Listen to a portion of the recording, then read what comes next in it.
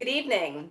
I'm Paige Cottingham Streeter, Executive Director of the Japan-U.S. Friendship Commission, and it's my honor and pleasure to welcome you this evening to the first in what will be a series of webinars featuring our 2020 creative artists. The Creative Artists Fellowship is one of the Commission's longest programs.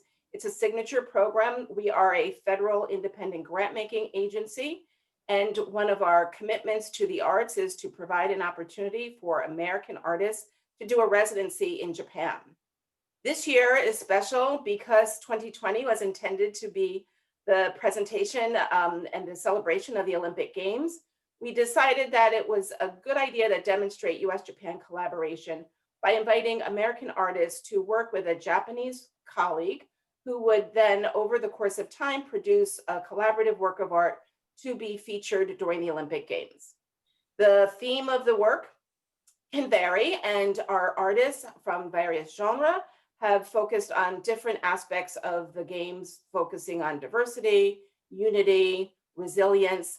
And that latter resilience is certainly apropos as we find ourselves in this suspended time because of COVID-19.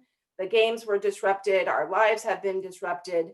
The artists have not been able to travel to Japan as they had hoped, but nonetheless, they are continuing to collaborate with their Japanese creative partners and their American partners.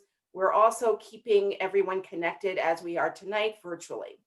And so I want to first recognize and acknowledge the wonderful collaboration and support and flexibility of our artists.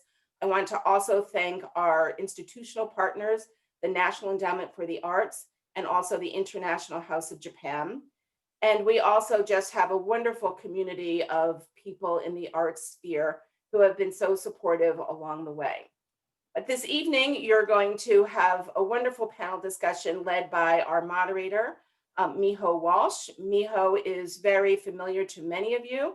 She most recently was the executive director of the Asian Cultural Council, and she has 25 years and more of experience focusing on U.S. Japan cultural and educational exchange. I don't even remember when we first crossed paths, but I know that there are so many points of intersection between Miho's career and my own, and it's just lovely to have her as a friend and a professional colleague collaborating with us on this project. And before we begin, let me just simply say that this is meant to be a dialogue. While we are not able to see our audience's faces, we want to certainly feel your energy and know that you're out there. So please feel free to utilize the chat box. Respectful conversation is welcome. We also give you the opportunity to participate by asking questions, and you can use the Q&A section, which is at the bottom of your screen probably. At this point, we're probably all very familiar with the mechanics, but the Zoom platform may be unique or different to some of you.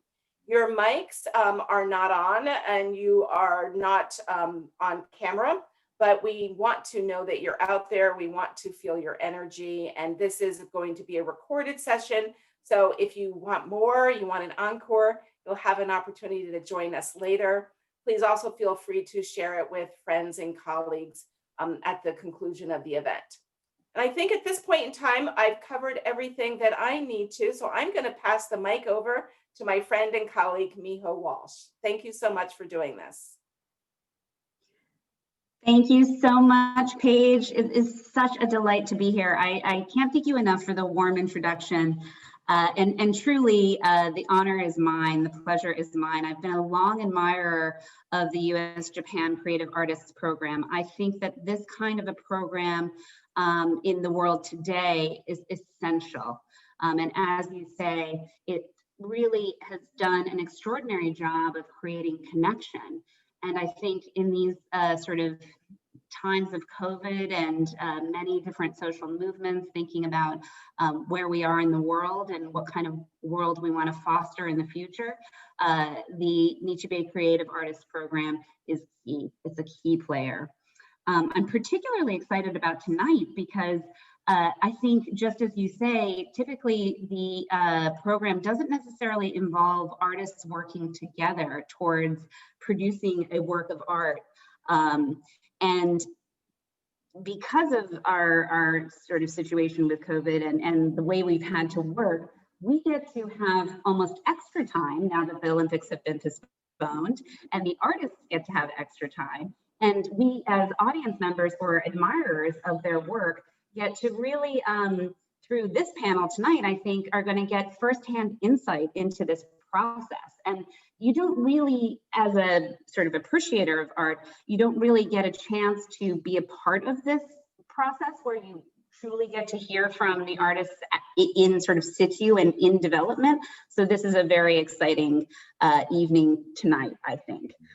We have two goals for tonight, I believe, and one is to really showcase the sort of who, what, and why about this project. And the second is really to celebrate collaboration. It's really to have a fun discussion, and I encourage, along with Paige, as Paige mentioned, any questions that can come from the audience would be most welcome, and I'll try and weave that into the discussion. I want to introduce the panelists, but I will say I'm going to give a super short introduction, and all of their bios can be found on the Japan-U.S. Friendship Commission's website. So that we can get to the more interesting part of the conversation, I'm just going to share on the panelists right now. We have Jean Coleman, composer, musician, and director based in Philadelphia. Akikazu Nakamura, composer, shakuhachi master based in Tokyo, Japan. And Sansuzu Tsuruzawa, who is a Gidai-yu shamisen master and vocalist. And Adam Vidiksis, who is a composer, conductor, percussionist, and technologist based in Philadelphia. And one of the striking things right off the bat for me was really that each artist here has more than one word to describe them. Essentially, one word can't describe each of you. And I think that speaks to sort of the multi-talented experience you have, the backgrounds you have, and really speaks to this project.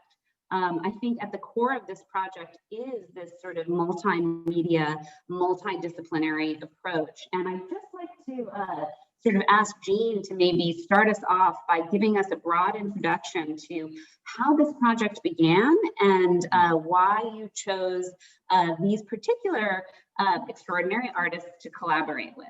Yeah, well, good evening, everyone. Thanks, Miho. I'll just say briefly, so this project really wouldn't have happened if it hadn't been for the opportunity that the Japan-U.S. Friendship Commission offered by making this special fellowship opportunity.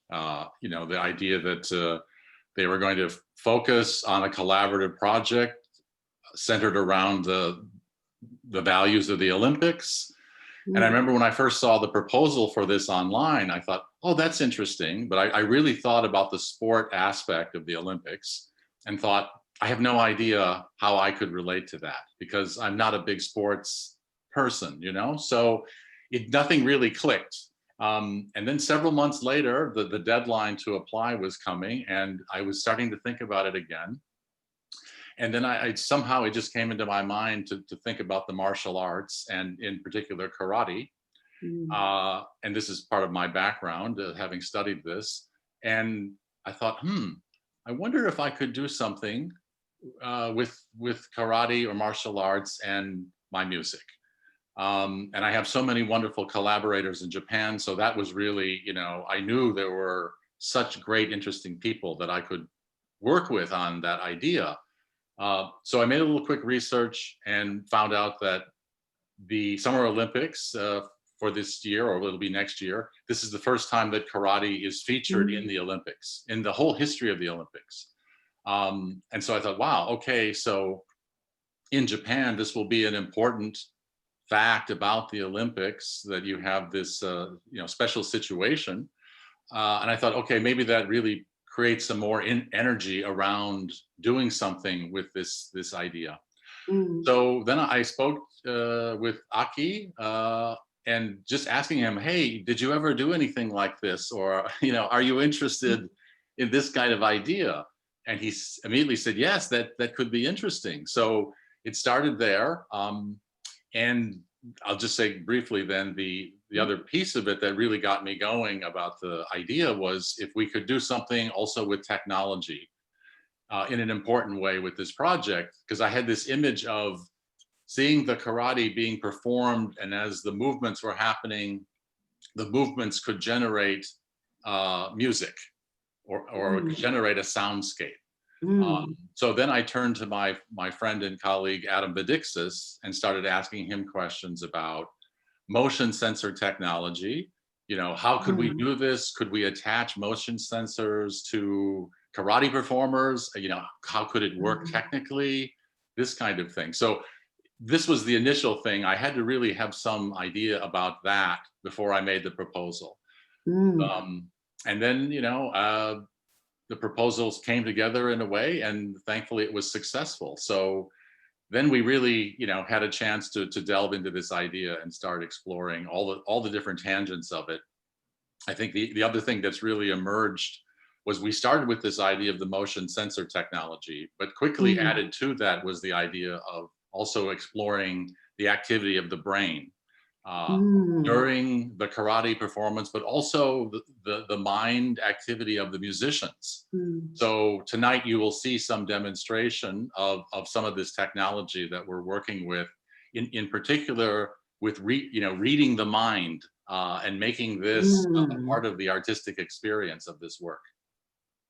Incredible. It really, it's, you know, listening to it, it's hard to imagine sort of how so much can be incorporated into one project. And I really, it's so rich. And I love, we were having a conversation the other day, you and I, and we were talking about sort of incorporating all these elements. And one of the things that is so striking is here you have Nakamura sensei, Tsuruzawa sensei, these masters of traditional Japanese arts. And so you have this one very profound traditional experience. And yet this project also incorporates cutting edge technology. In my conversation with Adam a few days ago, learning about how technology and hardware can sort of read brain waves and then translate that into musical note, and just having where I think we sit on sort of the cutting edge of new technological development. And part of what seems so appropriate in this is this really is a collaboration between sort of Japan and the United States, and it's rooted in sort of the arts and Japan. And Japan to me is a country that has always been of these two very distinct extreme points, a country that has somehow has been able to uniquely embrace both the super traditional and then the cutting edge technology. And I wonder if I can ask you a little bit more about that and the excitement about that. And I'd love to hear also from Nakamura sensei and Tsuruzawa-san and Adam, really, in terms of really working with these new technologies and what that experience was. Yeah. So I'll just say here that this is always one of the things, this old and new relationship. This is one of the things that always inspires me so much about visiting Japan.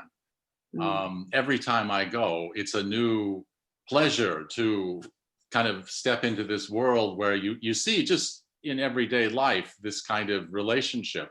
I think it's something really special about Japanese culture. So for me, for example, walking down the street in Tokyo, and there is a 50-story skyscraper, and then next to it could be a beautiful Shinto or Buddhist temple, very close together. And you know, this is such an interesting kind of connection point that's created just in like these urban spaces. So there's just things like that. I mean, that's more like very modern architecture and very traditional architecture, but that's just one example of how you see this sort of thing happening in Japan. You know, it happens in many other ways, but I find that just so exciting. And it's something that always energizes me about the culture and the people and how, you know, they're able to do this. It's really something unique, I think. Absolutely, that fluidity between those juxtapositions, it just is really phenomenal. Nakamura Sensei, can you speak to sort of being, now I know that you in your sort of career have had many cultural exchange experiences. In fact, you have been educated in the United States, and while you are a shakuhachi master, you've had many experiences incorporating sort of new adaptations for this shakuhachi instrument. But can you tell us from your perspective a little bit about this juxtaposition or contrast? Yeah, actually, now Japan is very, everything is mixed very much. For example, our music from the fourth century or third century, those kind of very old music is streaming into this modern era, and then also. Each classification of the music is divided a lot. So now in Japan, probably more than 200 kinds of music, actually traditional. But for example, shakuhachi and then Ms. Tsuruzawa's gidayu never collaborate. Probably in the history, two or three times. So this Really? is a very historical because Japanese society was divided in many classifications, and then also each village was secluded in the mountain. So each genre didn't collaborate together so much. Wow. So my shakuhachi and then also gidayu grew up in the different genre. But for example, in Japanese music, there are so many music, but gidayu and biwa gaku, biwa is like a Japanese lute, and then also shakuhachi. These three kind of music are the most expressive. Uh, so it means those three kind of music using a lot of unordered overtone and ordered overtone a lot. So well, that kind of stuff. And then, So, but we didn't collaborate. So Takemitsu chose shakuhachi and biwa. But this time, shakuhachi and gidayu, that's also very interesting. I wanted to do that, but I couldn't make the chance yet. Okay, wonderful. And That's great. yeah, and then so, also karate and our traditional music doesn't collaborate at all.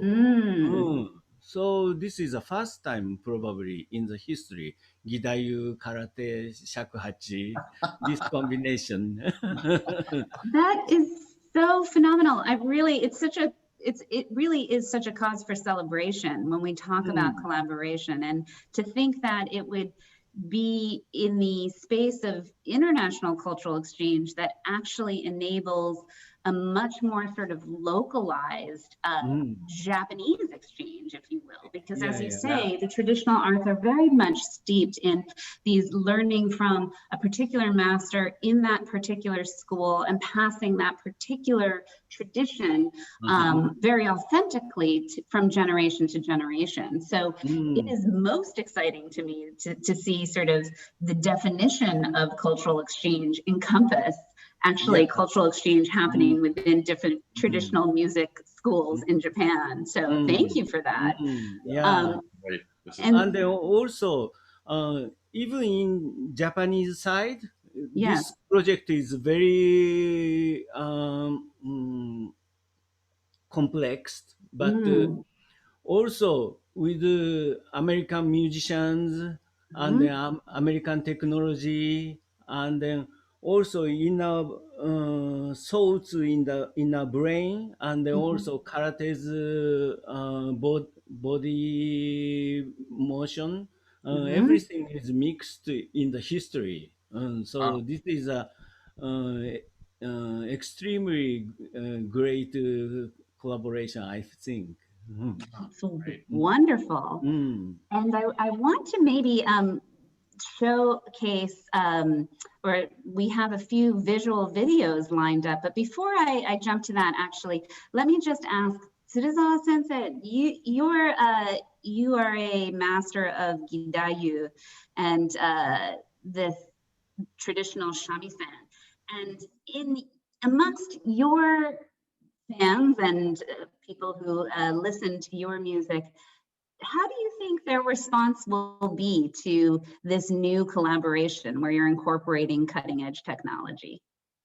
えっと、え日本語でちょっと喋ってもはい、いいですか？どうぞ。はい。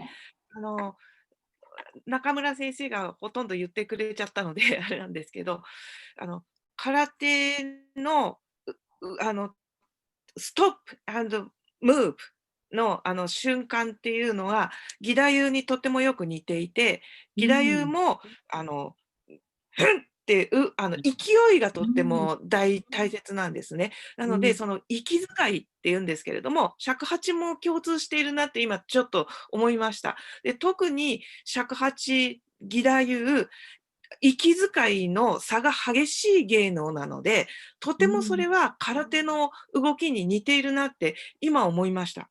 ありがとうございます。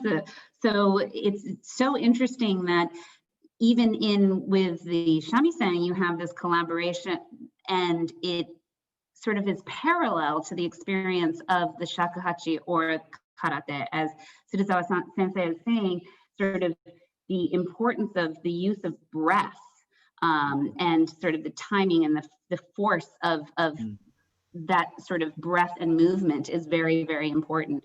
And so actually, I guess my question was sort of, do current audiences of today embrace this? But I guess they would embrace it because it actually is inherent in the shamisen tradition to use this kind of sort of breath, and it's very parallel and similar. So it's maybe not such a big jump for audience members.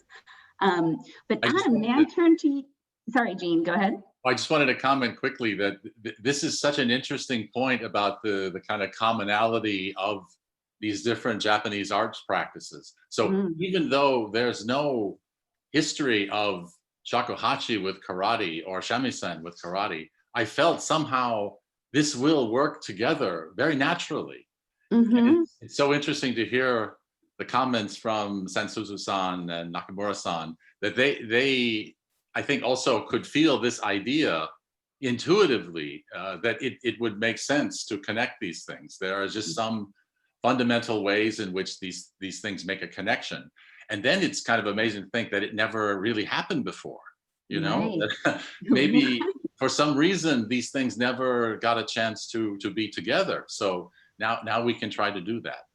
Incredible, indeed, historic. Mm. Adam, can I turn to you and ask you maybe to talk a little bit about your involvement as the technologist and representative of the cutting edge part of this project, and how your experience has been?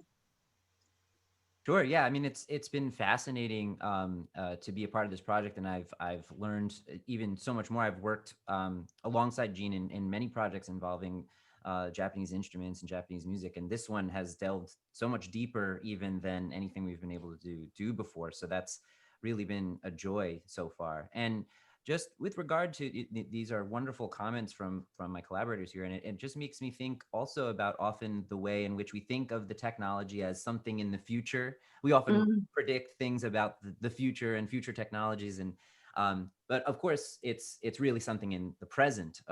And these other things that we consider in the past, these traditional practices, are of course brought to us in the present. So we think of them as a dichotomy, but also oftentimes they're actually the same. And the way in which we choose to use technology actually then supports traditional arts. For example, if we imagine even just simply recording technology, we have access to hear so many more traditional art forms from the past than we ever could have had, because if without recording, of course, your option, 150 years ago was to find a master and have them play, and be able to hear them play. So now, you can hear all of these traditional arts, and that technology is really supporting this to continue to grow and actually reach more ears. So it's interesting how even though we tend to think a little bit that they're separate things, they're really intertwined and supporting each other to grow into the future. That's such a great point, and that's so important for us to acknowledge. I think I'll speak for myself, but as somebody who is not the most technically savvy person, I always think of music and sort of music that involves or sound that involves new technologies as something really futuristic. But it is important to note it has such value in today's world and archivally to be able to really ensure that this is going to be available to generations in the future. And I think that that's so important, especially for performance art, because it's different from other art forms that can go into collections or can be appreciated in museums, or you can read about. In performance art, really, to have these kinds of recordings, these firsthand recordings, is so important, ever important in the future.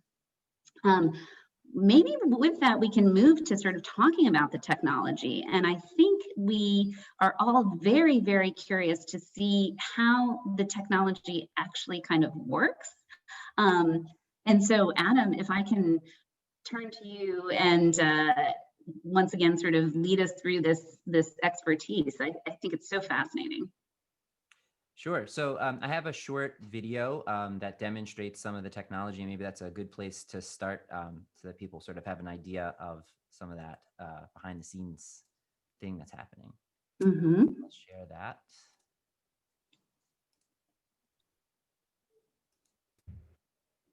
Hey everyone, Adam Vidiksis here, and I'm going to go over some of the hardware and software that we're using for KATA.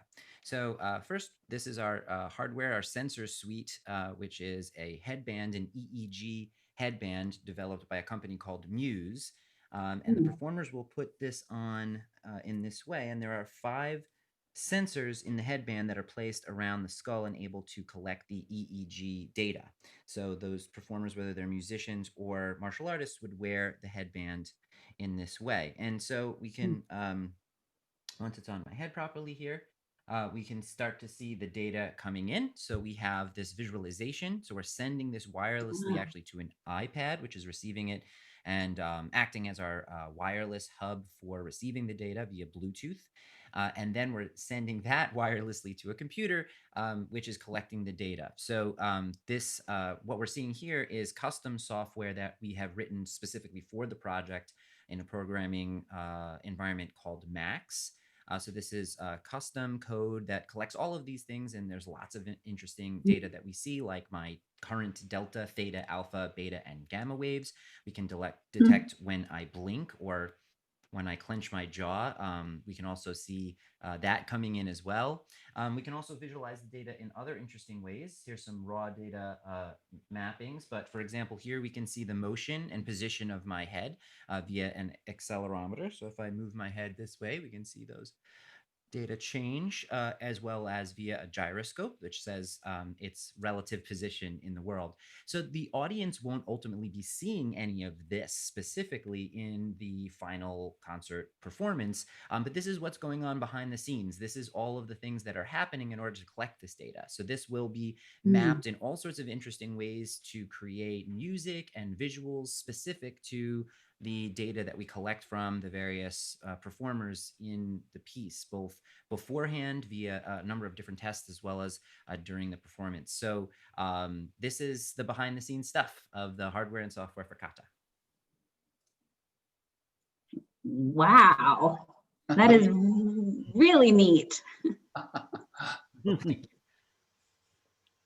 So fantastic. So essentially, with the band that and the code and the program that you've developed, it's both, you're able to capture physical movement and sort of monitor these brain waves. And with the brain waves, is it sort of the brain activity that's getting recorded? So if we think of it being sort of creativity that's happening and sort of thoughts that are happening, and essentially are we able to really sort of translate that into creating a visual representation of that? Yeah, so there are a lot of interesting general things that we can know from the EEG data about the mindset of the person. It's very generalized because we're kind of looking at very large clusters of hundreds of thousands or even millions of neurons, depending on where we are in the brain. And these are related based on their location as well as the frequency of the activity to certain processes, but although they're very general. So one example is beta waves and their relationship to memory recall. So if you're making a recollection, then that would show up, or things about actually you're visualizing with your eyes closed. So if you close your eyes, then we'd have alpha waves, for example, changing. So there are direct one-to-one relationships between some of these things. Of course, we can't get specific as to knowing like what memory is being recalled, or even generally having any idea about that. So we're not sort of reading the mind in that sense. But the interesting thing is, in all of these practices, musical practices and martial arts and things like that, they're really connected in very interesting ways to this. So, a master of an instrument is constantly making recall to their training and then executing that. And it's interesting to see how that process iterates as someone is performing, right? So it's a really complex function of recall and then production. So it's been a really cool thing to see actually in the data that we've done so far. Fascinating. And to both you and Jean and Akikazu-san, I think when you speak to composers using this methodology, some of it is sort of relinquishing the control, or I guess it's sort of, you have the participant with the headband, and you also have movement, and as a composer, you sort of have to leave some of that to the actual person who's wearing this hardware, this headband, and you don't know their thoughts, and you don't know their sort of emotions, and you don't know what's going on in their mind. And Jean, can you talk a little bit more about that, and how you, I guess, maybe have to trust that you end up composing or having the ability to compose with what is generated from this? Yeah, well, there's so many layers to this, which as an artist is extremely exciting to think about how we can work with this, And one thing that I keep coming back to is that this is such a rich space we are working in that we can't possibly put all the possibilities into just one work. So we have to focus on certain things. And then also I imagine many more collaborations with my wonderful colleagues working in different ways with this kind of technology and these ideas. So for this work, and to answer your question, it's really we have to find this kind of balance between the overall structure of the composition, which I'm creating, and it's quite complex what's happening there. And then the space in which the performers have the freedom, in this case, not only musically to express themselves, but then also the activity of the brain makes another kind of expression. And we're still thinking about this. So for example, should the brain expression just be something visual? So you get this visual field expressed, and then the music is coming in a kind of counterpoint to that. If we add sound to the brain, then there's also a kind of competition going on between the musician playing and then some other sound. These are interesting creative questions, and of course we have a challenge right now, because what Adam and I would love to do is to be in Japan right now. with Aki Yeah. and Sansuzu and making experiments together with this kind of situation. So we're still waiting for our chance to do that. I hope this spring we can really be together.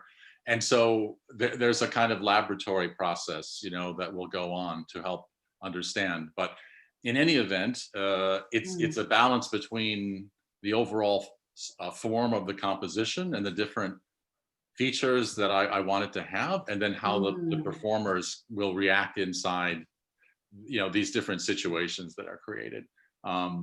And you know, it's very exciting to think about that. Definitely. It is so exciting. And nothing replaces the sort of exchange, the person-to-person exchange that happens in the same room. I mean, we've all talked about how great it has been to connect virtually, and it has been to continue a process online and in the digital space. But I don't think, I think we all agree that it is simply not a replacement, or it doesn't do the same justice as being in the same room. But can you talk a little bit, maybe each of you, about sort of working these past several months online, and how you have been able to sort of mitigate not being in the same room? Has there been anything unexpected that you discovered in working in this way? Maybe Nakamura Sensei, I can start with you. I think this project is very good for collaborating many people, but I think when I listened to Adam's explanation, I felt this project can pick up everybody's unconsciousness, and then by unconsciousness we control all the field and the time, and then so in a former era, probably the most important things of the art is expressing our unconsciousness, or sometimes unconsciousness controlling the art and everything. So it's a kind of communication of unconsciousness. So I think this project emphasizes this kind of the phase of the art. So maybe next time this kind of style of art is getting a major field of the art. なるほど. Yes. And Jean, it looked like you were going to say something. Oh, I love Aki-san's comment about the unconscious, you know, and how an important an idea this is in the history of art, you know. And so here we have a chance to reveal this or explore this in some way that wasn't possible before because of what technology can do. I also wanted to say that, I mean, for me, because I've been making research on brain activity for a number of years now, and I have developed these models for composing using different aspects of brain function.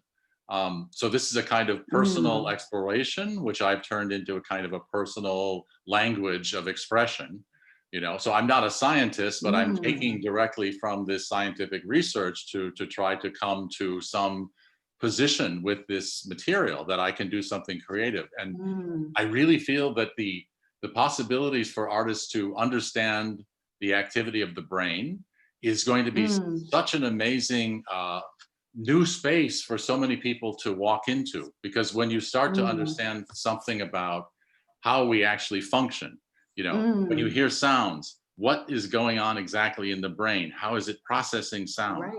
Versus vision, versus smell and taste and so forth. This is so amazing, and it can be so inspirational to just understand that, and then to develop your art in some way which reflects this knowledge. So the technology then is another way of opening that door up, you know, so that there's another way to use that as something expressive as an artist.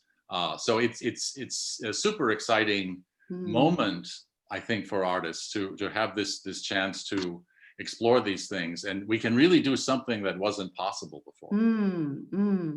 It's so encouraging to see nowadays much more cross-field collaboration, and I think artists working in the space of sort of their artistic practice, but incorporating elements of science in this. And Adam, your practice is very much steeped in this. And you know, I'm sitting here in New York City, and recently, or over the past few years, Columbia University has been developing a new sort of campus, and they intentionally built a science center next to the arts center, because that kind of sort of science and arts collaboration is really, there is so much science in art, and yet there's also so much art in science. So it really is an interesting thing to explore.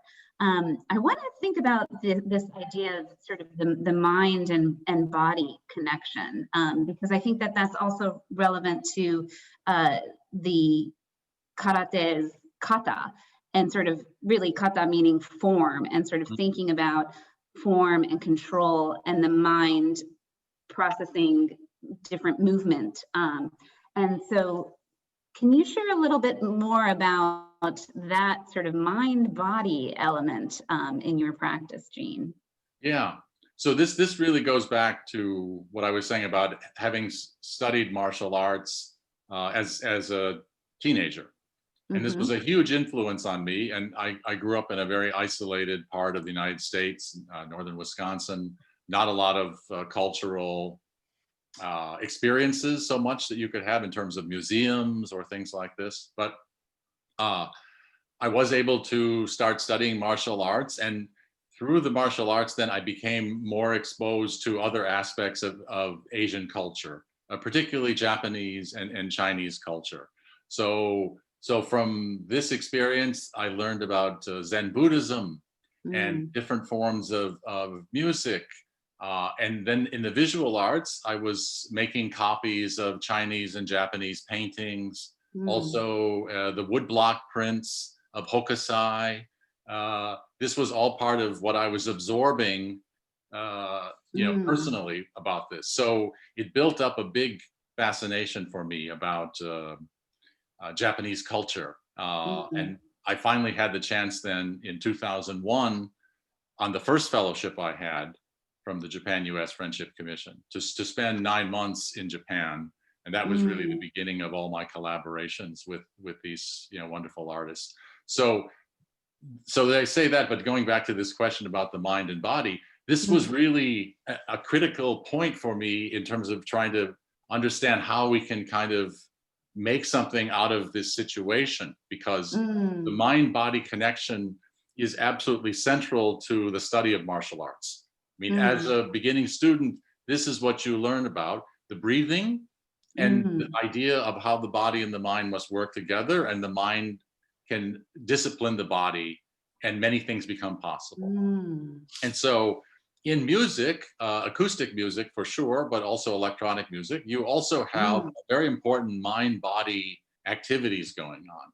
So I thought, okay, this is one way we can make a connection between the performance of music and the performance of, in this case, of kata, the choreographed routines that are used in karate, which you know, are the main way in which the student learns the style, the particular style of karate, which is being studied. And the kata, you know, is also musical in the sense that it's like a song. You have to learn it, and it has an exact order to it. You know, so it has this same kind of connection with memorizing something and then performing it back again. So these are just some other connection points that we are thinking about, you know, like how we can work with these ideas. But I come back always to this mind-body question, because it's the way in which I think a larger audience can understand something about what we're trying to explore, it's the action of the body, but it's also the action of the mind. And we have the Right. chance to show something about that relationship again in a way that wasn't possible before. So that's extremely exciting. Very much so. And maybe now might be a good time to sort of contextualize it in sort of the context of traditional Japanese art. And I know we have just a few clips of both Tsuruzawa sensei and Nakamura sensei, and then one of the sort of sound overlaid on the kata form. So would it be possible now to maybe let's share that with the audience? Yeah, let me just quickly introduce. So yes. If you can the first video we're going to show, it's just under a minute, and it's called for now Racing Mind. And this features images and some sounds of Nakamura-san. So you will hear the shakuhachi, and then I mixed this with a short excerpt from my second string quartet. And then there are visuals that bring all these things together. And you will see there's a kind of acceleration of action which is taking place over the course of the minute. It's getting faster and faster. And this is it's really like the idea that you begin in a very calm place with the sound of Nakamura-san, and then the energy is building and building. And I say it's kind of like one thought can lead to 1,000, you know, and this is this idea of the racing mind.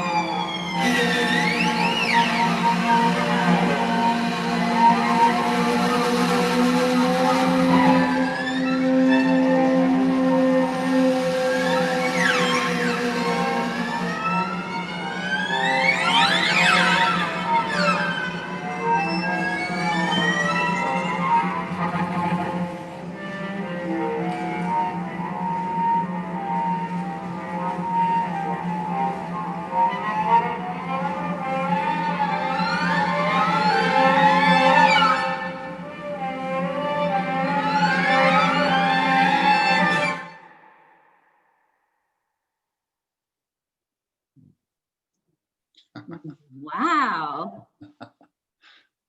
So fascinating. And you do feel, I mean, as I'm watching it, I'm appreciating and also feeling my mind race to a certain extent, you know, one idea leading to the next. That's fantastic. I should mention there also that the last, when the images are moving very fast, you're seeing some images which are from the Sendai Mediatek. It's a very important building in Sendai, Japan, designed by the architect Toyo Ito. So this is another thing for me, is kind of connecting the idea of the way the brain works with architecture. There's some similarities there, and we even in neuroscience they speak about, for example, auditory neural architecture.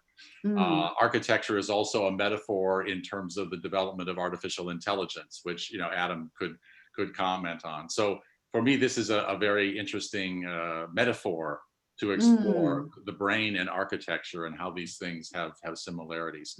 So this is all kind of suggested in a very poetic way here, of course, but this is what artists do. Indeed. And yeah, shall we watch another one, or? Yes. So the next one, I think the next one is Kaimatica Remota. And this is, again, a short video. This actually shows some kata being performed. And then you will see on the screen the Montreal choreographer and dancer, Sarah Bronsard. And so what I asked Sarah to do was to make a creative interpretation of kata. Because I thought, okay, in this work, we present the kata, but we also have to show some way in which it's being creatively interpreted in a new way. Because this is also what we are doing with the music. We have the traditional music, and then we find a new pathway with that into something contemporary. So I thought, okay, we have to also try to do this in a way with kata. So this short video gives a bit of kata, and then you see Sarah, and she makes this wonderful interpretation of the movements that you just saw. And all of this has over it the music I composed, which features Sansuzu-san with the shamisen. And so you'll hear the shamisen quite a lot in this clip. Wonderful.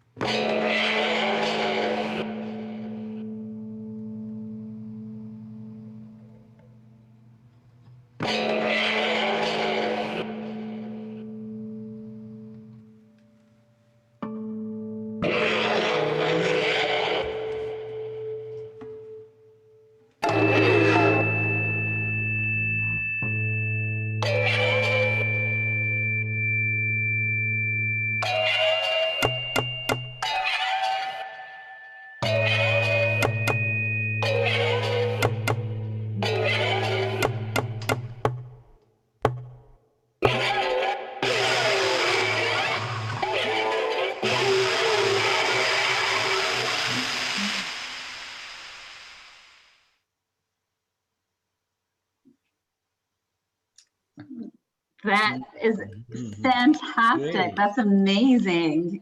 Thank you. I definitely want to spend time sort of diving into this a little bit more, but may I first ask Tsuruzawa sensei, Sansuzu-san, could you talk about your feelings in watching this video clip and hearing your music being adapted to this particular project? And I know with Gidayu, you sort of, you have the narrative and the puppetry in mind, but seeing it used in this way, 感想としてちょっと教えていただけますか？初めてこのビデオを見たんですけれども、楽しかったです。で、三味線、日本の、三味線音楽はとても種類がたくさんあるんですけれども、その中でも義太夫の三味線は非常にノイジーな、騒音のような弾き方がたくさんあるんです。でも、この方の、ジンさんの、要求はとても難しかった。なるほど。どのようにして弾いたか説明してくださいよ。多分皆さんあんまり想像つかないと思うので。どのように弾き方ですか？そうですね。How to produce that sound? I want her to explain. 義太夫のこれはバチなんですけれども、これをストリングスの上をこう滑らせるようにこうキーッとこう弾きます。普通はこう弾くときはこう弾くんですけれど、ぐーっとこう形をこう作ったり、スライドさせたり、スクエアとかトライアングルとかパフォーマンスしながらやりました。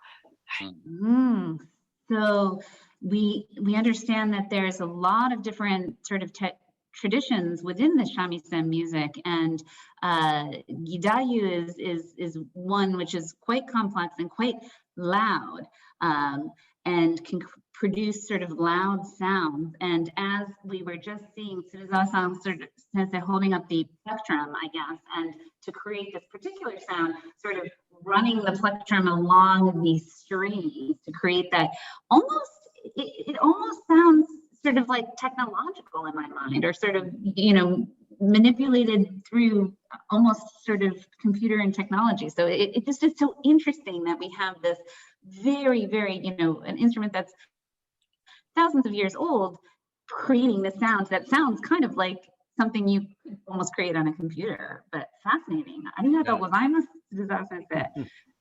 it was your first time to see this Yeah, she hadn't- to see this video. So exciting collaborations to come. Again, we're not in that same room, so this is Right. sort of how we do it.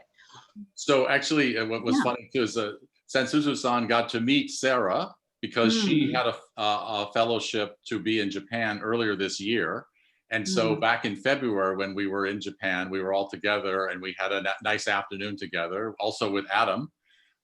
So they had this chance to meet. So, even then I was imagining the two of them together somehow. And well, it wasn't possible to put them together. This was a virtual meeting, because I took recordings of Sansuzu and then I gave instructions to Sarah in Montreal to shoot the video. And then we mixed these things together. Wonderful. And can we speak maybe a little bit about the really sort of the Japanese traditional components of this composition, sort of what it draws on in terms of these elements? Well, I mean, again, there's a lot of different things in Japanese music that really interest me a lot. I think a lot of Western, quote unquote, Western composers get interested in Japanese music because it has such beautiful ways of using abstraction. In the shakuhachi music, you have these air sounds which are mixing with the tone. And this is a very specific language that the shakuhachi player uses in the music. This is very special. Like in the Western music with the flute in the classical orchestra, you could never make an air noise like this when you play your sound. It's completely unacceptable. But this noise of the air is actually so expressive. And you hear this when Nakamura-san plays his music. So in this Japanese music, you have the idea that noise can be a very beautiful form of expression, not just perfect tones or perfectly clean tones, but this other kind of sound world can be part of what you're hearing. And this can have a very strong aesthetic quality to it, which is really something very powerful and unique. So I'm very drawn to those kinds of things. In the case of the shamisen, you also have, especially in the Gidayu music, this kind of really powerful sound and also the voice. And this also has very special kinds of sound color characteristics to it that I'm very excited about. So what I could say is, in a way, the raw material or the traditional music has so many immediate elements that I want to just to work with. So I don't have to, I just sort of think, okay, I take this and I move with it a little bit, I transform it a little bit, because already the beginning point is so interesting, So that's a big excitement, just to think how easy it is to work with this sound world and get something exciting to happen. Right, absolutely. And it's almost what is, as you say, sort of almost unpredictable in a way. And it sort of, to me, is very, that sort of seems in a way almost Japanese, sort of this idea of, and I don't know if this is accurate, but sort of this concept of creating art and this idea of sort of something that's like wabi-sabi, where it's, you just sort of unexpected, or a mistake can even happen, and that becomes aesthetically so rich. And I just also want to draw the parallel between sort of it's so I think relevant that this project is in parallel and going to be showcased during the time of the Olympics, because we think about sports and we think about oftentimes in the Olympics how many sports that incorporate sort of artistic elements have an artistic score, and then there's a technical score. So, or sort of a measurement of how well it was done, both technically and then aesthetically. And it's sort of interesting to me that we sit here and we're talking about Japanese traditional music, and we're talking about sort of different elements of how to value something. And we have this technical, very technical importance, and then we also have the aesthetic. Yeah. Actually, just on that point, I wanted to mention Yeah. something also. It's a more general thing, but I think very interesting, which is that now in many sports practices, there is a great interest in what's called mindfulness or meditation practices. This is coming directly from the Japanese Zen Buddhism for the most part. And so now you have very high level athletes who use meditation practices as a way of enhancing their physical performance capabilities. We even now have on the technology side apps and devices that these athletes are using so that they can further discipline their minds to then perform their athletic ability even on a higher level. And so this is an interesting connection point because the martial arts were the first kind of physical practice to really think about the mind and how the mind can cultivate the body. If you are a football player or something, in normal training, you don't go to the Zen temple and make meditation. This is something I think that the martial arts is bringing as a tradition into the larger sports world. And that's also really creating a kind of revolution in how athletes train and how they think about their minds and how to use their minds, as a dimension of their ability to perform in an athletic competition. So we're really interested too to say, hey, look, we are doing this and we are connecting the mind and the body and combining music and martial arts, but this could be done also with other kinds of sports, and it could be very interesting. Very interesting and so important. This idea of creating that awareness, both of your physical sort of physicality and your mind. I'm curious with all of you, actually, you're in your own practices before you or as you sort of get ready to perform. Are there certain meditative practices or certain sort of things that you do before performing? Maybe I'll start with Tsuruzawa-san. Could you share? こう演奏する前に何かのなんでしょう、プレパレーションというか準備的に準備をするときになんか座禅を組んだりそういうことはしますか？これ人によって違うんですけど、私はあまり喋らないくなる。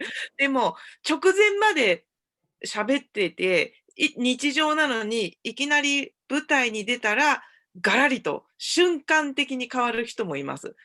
これはいろいろな人によって違いますね。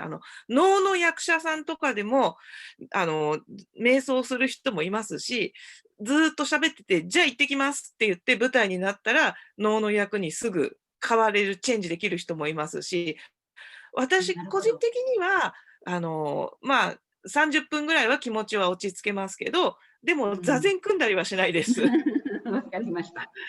So sort of 30 minutes before getting into a quiet, calm space, but not necessarily meditating, but sort of stopping to talk. Nakamura sensei, how do you prepare for your? I'm kind of same as Tsuruzawa-san. Spiritually, I'm focusing and then sometimes meditate, but I don't make the strict form. So before the concert or some performance, I like to concentrate at least 5 minutes. But I don't make the form and not so strict. But gradually focusing and then going to another world. I see. Okay. And then Adam, I'm going to ask you to chime in as well, and then we have a question that's very relevant from the audience, actually. So I will pose that after hearing from you, Adam. Sure. So in preparing for performance, I will frequently do mental run-throughs, even when practicing a piece, which actually helps. And this is something that now, as Jean mentioned, athletes have often been asked to do in their training. So performing the thing physically again, sometimes is not as beneficial as actually running it through in your mind and imagining yourself going through the process and then returning to it physically. So that's something that I do in the practice sessions as I'm preparing to do something, whether that's as a percussionist or conductor or on electronics. But also right before a performance, I'll frequently do meditations on listening that help to prepare me and focus my mind on sound and being open to the possibilities of sound, because it's that's something that we often don't naturally attune ourselves to. And oftentimes people get, we're very visual. So shifting our awareness to the audio field. And this is something I try to sort of walk around and do regularly as a musician and keep myself in that state as much as possible. But certainly right before performance, taking the time to open the ear, so to speak, via these listening meditations is really important. Fantastic. So we've talked a little bit about sort of the preparation that happens, but a question from the audience, and you all are composers as well. How do you combine these sort of disparate elements, the traditional and technological, the Japanese and Western, the intellectual and physical, into a coherent whole? And what is the process of synthesis like? So I think this is for sure a very individual kind of question. When you're working in a new space like this, there's no school you go to where you learn to to combine these things. So we are in a frontier where these elements have no big history of being combined. Now, for me personally, that's where I like to be. I like to be in this space where really something new is happening. That's very exciting. But also then the connections, or making new connections between very contemporary and very traditional things. That's also something really exciting. Now, how is this done? Well, I mean, again, it's very individual, because there's no school that you learn this from. So for me, it's taking all the experience that I have, all that I have absorbed, understanding different kinds of disciplines and practices, and finding some way to bring all those things together. For sure, then each person thinks about what's most important to them in communicating. And then you have different models or questions about that. So, you know, in art, we always have to have this kind of question, which is like, you know, does it make sense? What is it? And there will always be some people who think, oh, this is nonsense. I don't like this. I mean, we can think about so many major art movements that in the beginning, people said, this is terrible. Right. You know, the premiere of The Rite of Spring of Stravinsky in Paris, you know, there was a riot and people threw things and they got in fights and all this kind of thing. So art can really, in some cases, generate very strong feelings between people who get it and people who absolutely don't get it. And I think we have to accept this. It's like, you know, to be creative, you can't always bring everyone with you. I mean, unless you're doing maybe like pop music or something. But here, you know, we are in a new space where we're trying to work with these new things. So it will take time for some people to understand that. Right. Yeah. Right. And this, you know, I think for me is really such a sort of logical segue into talking about the cultural exchange aspect of this project. Because I think cultural exchange is a very, very personal experience. At the end of the day, you know, I think the impact of cultural exchange experience is so profound and sort of influences us throughout our lives. And as all of us have said, you know, we've learned from and been transformed by that kind of immersive experience. And it's not just about sort of learning about another culture when you get to experience a completely different culture outside of your own, but it's also the learning that happens and the self-awareness that you build about yourself when you leave your comfort zone or when you leave your own country, really. I know so many just fellows and participants and artists who have sort of left the United States and go to another country and then really realize so much more about their own worldview as an American or even their own identity. Right. But perhaps this is where we might say artists are uniquely equipped to advance this kind of mutual understanding and respect that happens directly as an outcome of cultural exchange. And it's because of this deeply personal experience and this sort of person-to-person exchange. So in that, how have each of your experiences been? And I want to make sure I get each of your sort of answers to this. How has your cultural exchange experience been through this project? Let's start with maybe Adam. Sure. Well, I think this is one of my favorite things about doing music. It's one of the things I think that led me to being a musician is this way of working with people that's really unique and fascinating. And so when you can do this with people all around the world, you learn about them in a way that is really special. So certainly we learn a lot from each other, you know, when we go to lunch or dinner and the sort of typical interactions that you might have outside of doing music. But you're just so vulnerable when you are together especially when it's on stage. But even in rehearsal. And so you have to sort of look someone in the eye and then fall into their arms, so to speak. Like you have to trust that they're going to be there and make this together with you. And there's so much that you learn about people and the cultural practices that come from in that moment. It's just a really special, it's hard to find outside of music. And that's my favorite part. So, you know, in this, you know, kind of speaks to our experience throughout this. You know, I've been able to be together, all of us together in Japan just the one time so far because of the pandemic. So, you know, there's also been some exchange, obviously remotely, but, you know, I really do look forward to that time when we can be together and make music. And again, like sort of look into each other's eyes and have that special moment. That's really my favorite part. Wonderful. Thank you for that. Nakamura sensei, how do you feel?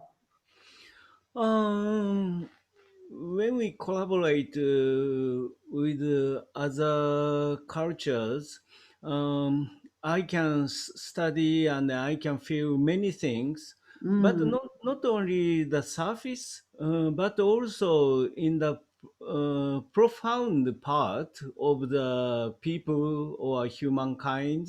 I can feel. So I know Jean's profound part. And then after that, we can collaborate good mixing part by unconsciousness. Very much so. So well said. Okay, Tsuruzawa sensei, for you, you know, how do you feel about this cultural exchange experience? And I want to say that I'm specifically asking about the word sort of how do you feel, because I recently learned that sort of the motto of the Olympics in Tokyo next year is Kando de watashi tachi wa hitotsu ni naru. And I think that that's what they're sort of saying in Japan, sort of through, and kando is one of these words, again, that just does not translate. I think we use the word emotion or being impressed, but there's this concept or idea out there of sort of being impressed and being emotional, sort of having an emotion, and then we become one. So, and this does happen, I think, through cultural exchange. So, Tsuruzawa sensei, can you, コメントしていただけますか？日本人もあまり型について知らない人がたくさんいると思うんです。なので、私もそうだったんですけど、ジンから空手のことを教わって、そして空手のことを一生懸命ちょっと勉強したっていうことがあるので、なんかそういう意味で、日本人とかそうじゃないとかっていうことは関係なく、グローバルな視点で、日本空手を通じて、いろいろな文化に興味を持つきっかけになってるんですね、実際私にとっても。だからみんなにとってもそうじゃないかなと思います。で、それを私は楽器で表現するっていうのが私の仕事なんだなって思いました。Wow, I don't know if I can do justice in translating this very deep, sort of wonderful thought, but the idea of just sort of not necessarily being defined by whether it's Japanese culture or American culture, but the opportunity to have worked with this group so far, and Jean, through you learning about karate and kata, and sort of something that Tsuruzawa Sensei didn't really necessarily know about, has enhanced her appreciation for learning about different things, learning about different forms, learning about different fields and aspects of different of things that you're not familiar with. So I think that there's that sense of discovery, really, of sort of being immersed in what you don't know, and then actually developing an appreciation for really sort of having more experiences like that, where you can learn about what you don't know or different, really. Yeah, I think it's all it's all something that can help cultivate empathy. I mean, if you move outside of your normal place where you live and the people you go somewhere else and you're a bit of a stranger. And that changes your perspective, of course. You see people differently. You see their culture in a way they don't see it. And then if you can express this to them, it can be somehow interesting for them. Like, he's looking at this in some way that I don't think about. And the same way with Aki and his, it was so interesting when he explained about the influence of Jimi Hendrix on his music very early on. And then when he said that, I thought, yeah, of course, he has the Jimi Hendrix sound in his shakuhachi, This is so it's just this kind of switching positions on something where then you realize something new about something that you thought you knew. Right. But you never know everything about something. And so another person can show you something about yourself that you didn't know. And I think this can create this idea of empathy, that we understand something about other people and something about not just ourselves, it's not just about me and what I think, it's really important what these other people think. And then we come together in some kind of way, which is really constructive.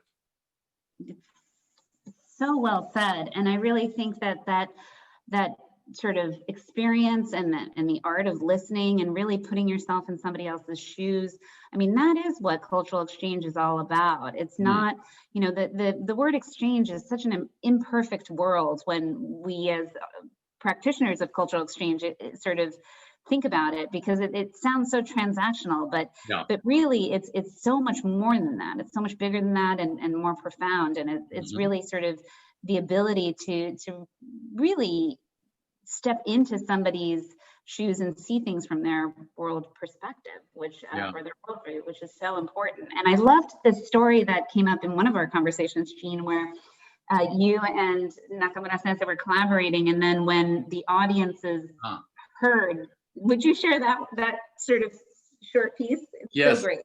Well, this is actually from 10 years ago. Nakamura-san and I collaborated on the score for a Japanese silent movie from 1926 called A Page of Madness. And we had the premiere of this music at the Museum of Modern Art in New York in 2010, so 10 years ago.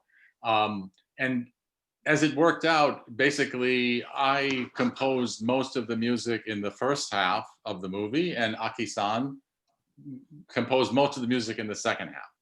And it worked very well somehow, even though there was a big stylistic change in the music.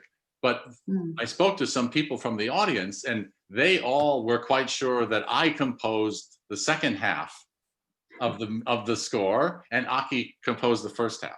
So they had it completely opposite. The impression of the audience was completely opposite of, you know, how it really was made. And I thought this was so interesting that we're in that point now where things are mixing in such a way that you know, people can make some assumption about something, and just because they think, oh, it's a, you know, this kind of person from this background, so it must be this, you know. And then in this case, it was something completely different. So this was really an enjoyable surprise, you know, to hear people and their impressions on something like this. So yeah. I love that. And it is really that element of surprise, or that element of discovery, right? I think, you know, we are talking so much now about diversity. You know, it's a very important, I think, sort of discussion to continue to have and continue to promote and advance. And yet there's something about it where I think people still are talking about sort of overcoming or tolerating or enduring or sort of bringing diverse groups together, and it stops sort of there, you know. And what I love about cultural exchange and the organizations and individuals that sort of support cultural exchange is this idea that it doesn't have to stop there. Let's get to the place where we're really celebrating diversity, you know, and I think some of the celebration happens in that discovery, in that surprise, in that really sort of experiencing how wonderful different voices and completely different experiences can be. And connecting that and sort of going back and forth. And so in that, sort of a follow-up question, I'm just gonna look at the question, another question that's come in, and we touched upon this, but just to make sure we did answer this question, the idea of distance and virtual collaboration required by COVID, how has this changed and evolved this project? So again, I think it's sort of along the lines of asking about the difference of cultural exchange, sort of person to person, and then what has had to happen in a virtual space. So I'm just going to jump in here. So, because I think the most consistent thread that we've had has actually been the work that Adam and I have been doing, because we have this student team from Temple University in Philadelphia, which is made up of students from Adam's really this amazing music and technology program that Adam developed and is the head of. And so we have a team of students who we've been regularly meeting with over this whole year, all of it remotely, you know, because it wasn't possible to do any of this in person. And that's been really interesting in terms of like just as a working process.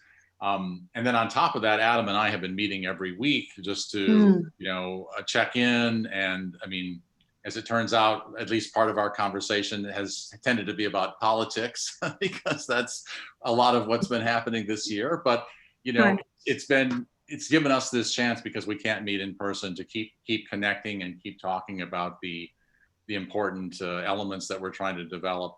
A lot of that has been to do with the technology things. But of course, other questions about, you know, how this thing is going to work artistically, and when can we go to Japan? And, you know, we have all these things we want to do in Japan, in addition to directly rehearsing with our colleagues.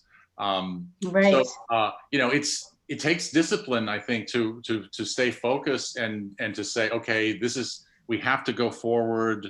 We have to find a way to be creative and positive. But there's that frustration too about not being able to, you know, be there in the room with Sansuzu-san and Aki-san, and, you know, and have that musical connection with them, you know. But it's coming, you know. We know that we will manage to do this, and we have to just stay disciplined, and we will have our chance. Excellent. That sounds wonderful. Well, we're coming towards the end of our program, but I was thinking we might end on the one video that we haven't shown, which was the video of Nakamura sensei actually performing that we saw. It's a very short clip, but I always like to end on sort of beautiful artistic expressions. And I think that this might be a nice way to sort of wrap us up in a musical moment. Would that be possible? Yeah. Yes. So I'm sorry, is it the transient geometry, Gene? No, I think Miho's referring to the Aki playing solo on the nose stage. Yes. That would be wonderful.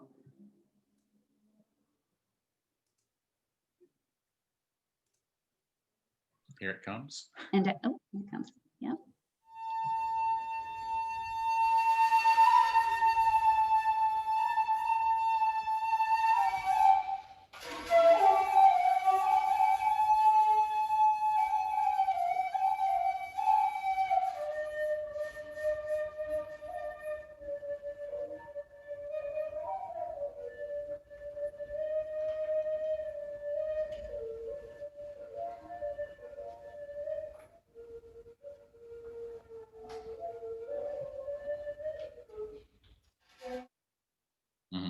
Mm-hmm.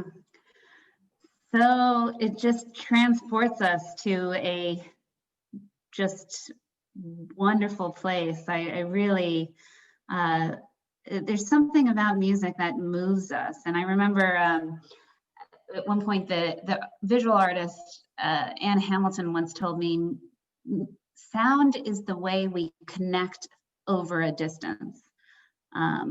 And I think that is so true, and that is how many of us, I think, have the pleasure and privilege of experiencing music and sound. But as we wrap up, maybe we have just 2 more minutes before I turn it over to Paige to just have each of you just make a final comment on this project, which I hope we will get to discuss again, because it is sort of in development and it just is so interesting. And I think there are so many questions about it, and we could continue talking as the day is long about it. And I'm sure it will take different turns. But if we just take the last sort of 2 minutes while we're in this group before we turn over to Paige to just make some final comments about anything really, that would be wonderful, I think. So, Nakamura sensei, can I start with you? I think this project has a lot of things.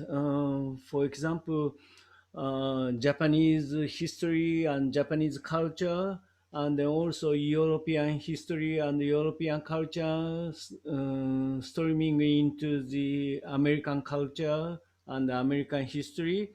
And also those are combining together and then touching to the many kind of music, many kind of aspects of the music and the performance and brain and the body and then consciousness and unconsciousness, and those are streaming into this project, I feel. So full and rich. It's so true. Tsuruzawa先生、なんか最後にコメントをお願いします。私もストラビンスキーが大好きなので義太夫の三味線でこうちょっとこうボディーラングイッジといいますかね、そういうパフォーマンスを頑張りたいと思います。はい。ごめんなさい。Wonderful. ありがとうございます。Yes. All right, Adam. Well, one of the things that I find most fascinating, and as everyone has mentioned, is how rich and how many facets of this there are. But one of the ones that I find so interesting is how we can use things like data not only as an inspiration, as often artists have done for probably all of human history, to take something, but also then use it, the material of it as itself as generative in the piece. Is really fascinating. So it's another element of cultural exchange. Japanese forms and data structures, and then incorporate them into the piece and have them inform sort of every element of the fundamental building blocks of the music is really fascinating. So that's been an incredibly fun part of this, and so enlightening. And it's really a credit to Gene, I have to say, that as it's a bit mysterious sometimes, people, about how the technology happens, but it's very much like any other instrumental practice, that you get instructions, from a score, essentially from the composer, and then it's up to the performer or the technologist to produce this. And it's really such a credit to Gene that he's able to take all of these threads and give instructions to all of these other folks that are going to create something that's so powerful and weaves these together in this way. So I think that's really just been one point that I think is so important. Well said. And Gene. Well, actually, in reference to that, it's like we ran out of time to show our third video, which was the one that combines what Adam's doing and Sansuzu and Aki. But we will have these videos available on the KATA website.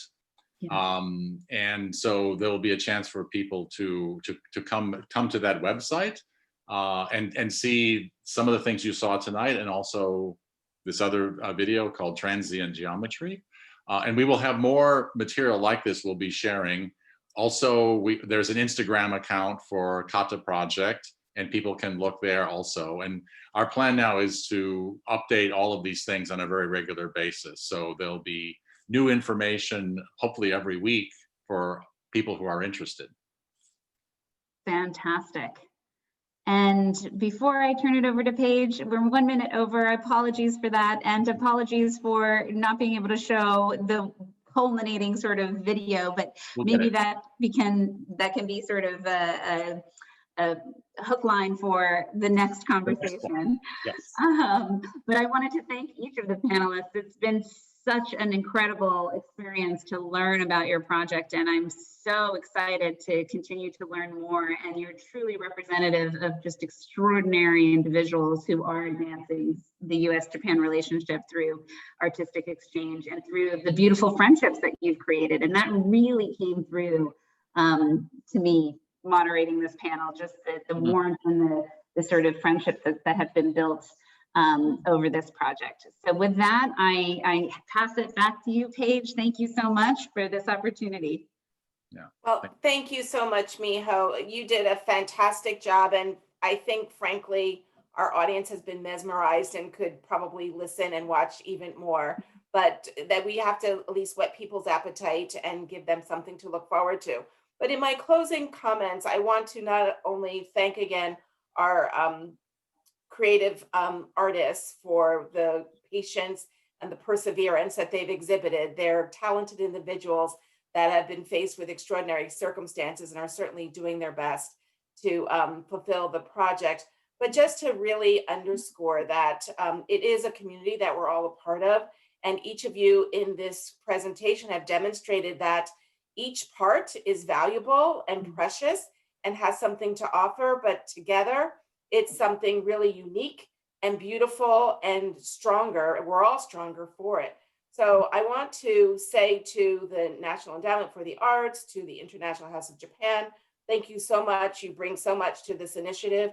I also want to remember that it was, back in February when we were all together in Tokyo in the ambassador's residence. And thank you so much to our partners at the U.S. Embassy in Tokyo and the Public Affairs Office. They were so hospitable and really helped us to kick off this initiative. That's the last time we were all together, and I look forward to the day when we can be together again. But until then, let's continue to enjoy the process. And it is the process that is critical, even as much as the final product itself.